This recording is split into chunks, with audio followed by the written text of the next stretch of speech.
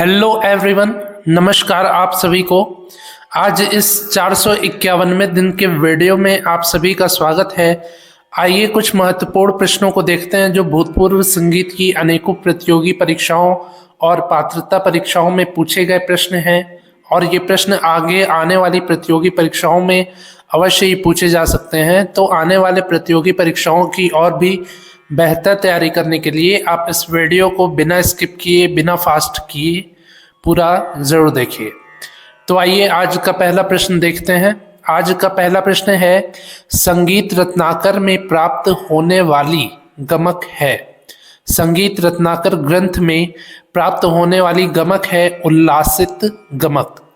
उल्लासित गमक का उल्लेख जो है संगीत रत्नाकर ग्रंथ में शारंग देव जी के द्वारा किया गया है। अगला प्रश्न है, एक द्रुत काल में स्वर का 4 बार कंपन गमक के किस स्वरूप को इंगित करता है? तो एक द्रुत काल में स्वर का 4 बार जो कंपन होता है वो इंगित करता है तिरिप गमक को। तिरिप गमक को इंगित करता है एक द्रुत काल में स्वरों का 4 बार कंपन। ठीक है। इसके बाद अगला प्रश्न है, संगीत रत्नाकर ग्रंथ में उत्तम वृंद के लिए कलाकार बताए गए हैं। संगीत रत्नाकर ग्रंथ में उत्तम वृंद के लिए ये कलाकार बताए गए हैं 32 कलाकारों को बताया गया है। उत्तम वृंद के लिए मुख्य रूप से उपयोगी माना गया है 32 कलाकारों को संगीत रत्नाकर ग्रंथ के अनुसार। अगला प्रश्न है, संगीत रत्नाकर ग्रंथ में मध्यम वृंद के लिए कलाकार बताए गए हैं। तो संगीत रत्नाकर ग्रंथ में मध्यम वृंद के लिए कलाकार बताए गए हैं 16 कलाकार मध्यम वृंद के लिए संगीत रत्नाकर ग्रंथ में बताए गए हैं। अगला प्रश्न है, संगीत रत्नाकर ग्रंथ में अधम वृंद के लिए कलाकार बताए गए हैं।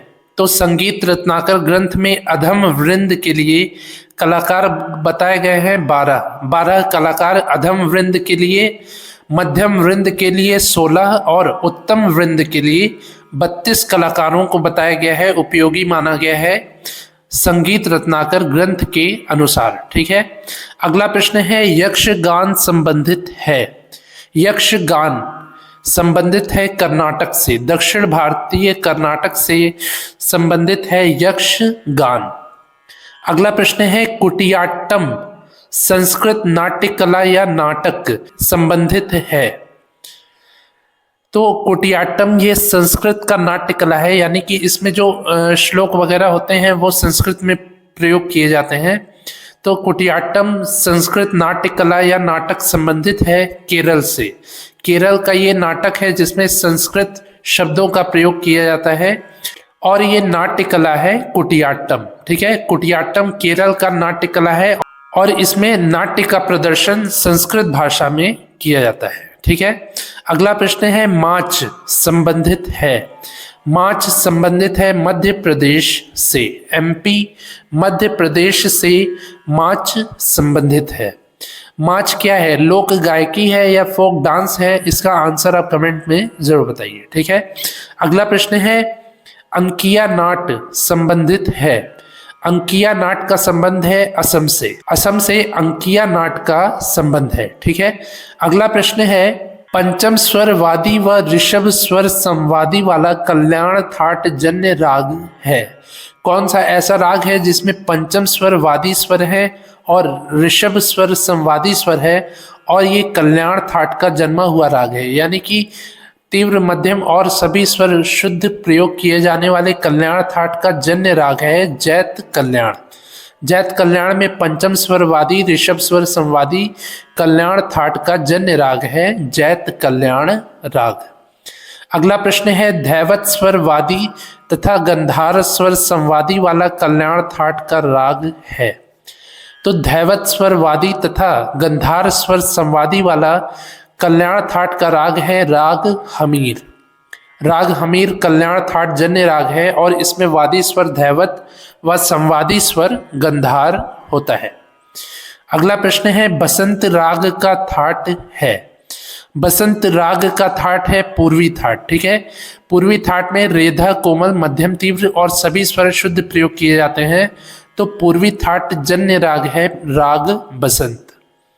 अगला प्रश्न है केदार राग का थाट है, राग केदार का थाट है कल्याण थाट, ठीक है। कल्याण थाट यानी कि तीव्र, मध्यम और सभी स्वर शुद्ध प्रयोग किए जाने वाले थाट, कल्याण थाट का जन्य राग है केदार राग। अगला प्रश्न है ललित राग का थाट है, ललित राग का थाट है मारवा और पूर्वी दोनों।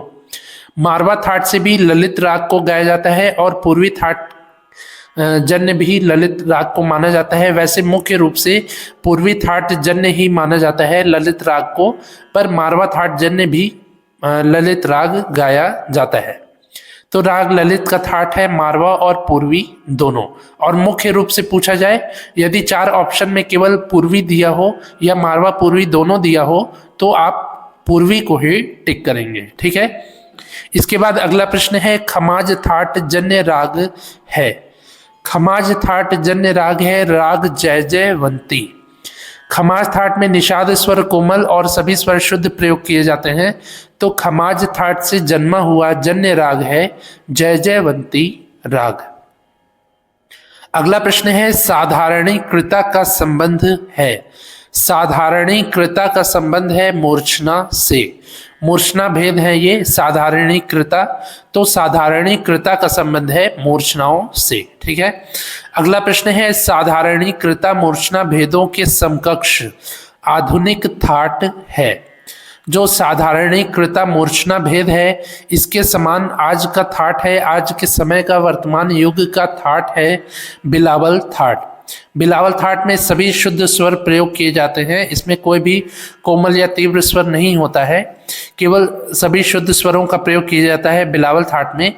तो साधारणीकृता मूर्छना भेद जो है ये बिलावल थाट के समान है। अगला प्रश्न है पूर्वी थाट जन्य प्रातःकालीन राग है, पूर्वी थाट जिसमें ऋषभ, धैवत स्वर, कोमल, मध्यम, तीव्र प्रयोग किया जाता है, तो पूर्वी थाट जन्य प्रातः काल का सुबह के समय का राग है राग ललित। ललित राग पूर्वी थाट का जन्य प्रातःकालीन राग है। राग ललित का वादी संवादी स्वर कौन सा है, इसका आंसर आप कमेंट में जरूर बताइए। अगला प्रश्न है बिरहा से संबंधित है, बिरहा जो लोक गायन शैली है इससे संबंधित है बहर ए तविल, बहर ए तविल जो है ये बिरहा से संबंधित है। आज का आखिरी प्रश्न है गिद्दा से संबंधित है, गिद्दा से संबंधित है बोलियां, बोलियां भी पंजाब का है और गिद्दा भी पंजाब का है, तो गिद्दा से बोलियां को संबंधित माना गया है, ठीक है। तो ये हो गए आज के 20 महत्वपूर्ण प्रश्न। मुझे उम्मीद है आपको ये प्रश्न अच्छे से समझ में आए होंगे। यदि समझ में आए हों तो आप इस वीडियो को लाइक करिए, ज़्यादा से ज़्यादा अपने दोस्तों से शेयर करिए, कुछ पूछना हो तो कमेंट करिए, और मैंने जो भी प्रश्न पूछे हैं उसका निसंकोच आप कमेंट में उत्तर ज़रूर बताइए। आज ये 451वें दिन का वीडियो है। इसके पहले की सभी 450 वीडियोस की प्लेलिस्ट का लिंक नीचे डिस्क्रिप्शन में है। आने वाले प्रतियोगी परीक्षाओं की और भी बेहतर तैयारी करने के लिए आप पिछली सभी वीडियोस को 1-2 बार अच्छे से ध्यान से देख लीजिए। तो मिलते हैं ऐसे ही अगले 452वें दिन के वीडियो में। तब तक के लिए नमस्कार, धन्यवाद।